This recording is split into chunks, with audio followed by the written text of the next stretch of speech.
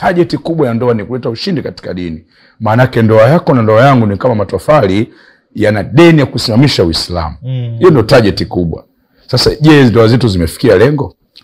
Kwa hiyo kwa taarifa tu, hebu sogea jirani na kituo chako pendwa hiki Afrika TV. Hebu tufanye tathmini. Kaka support, bwana mmoja mtaalamu sana wa masuala ya mahusiano, ameandika katika miongoni mwa vitabu vyake, kitabu kinaitwa Kliniki ya Ndoa Zaidi ya Mke Huyo Mmoja.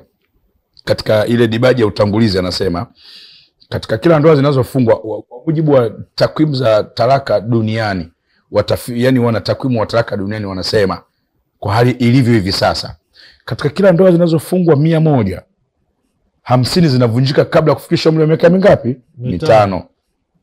Katika ndoa? Katika wastani wa kila ndoa zinazofungwa 100, 50 zinavunjika kabla ya miaka 5.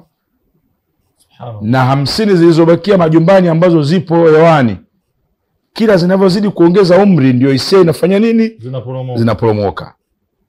Hebu iangalie ndoa yako. Kuna ndoa ambazo zipo majumbani, yani mlipofika sasa hivi ndoa yenu ni kwamba mume na mke hamna hisia, mnasubiri kufa tu. Yani kama mko kama sumaku na mbao. There's no force of attraction. Hakuna nguvu ya nini? Ya mvutano. Ya mvutano.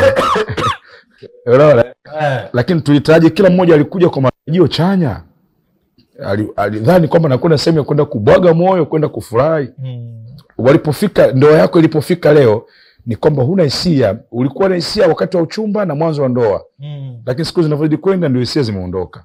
Sasa hivi huwezi amini, hata simu unaweza kuona simu ya mpenzi wako ukaipotezea. Mkono unakusumbua. Wewe kusumbua. Unaweka pembeni. Wakati enzi za mwalimu ilikuwa dakika 2. Vocha jali baby, ulikuwa unanipigia, ulikuwa unaniita enzi zile. Lakini sasa hivi imefika hapo.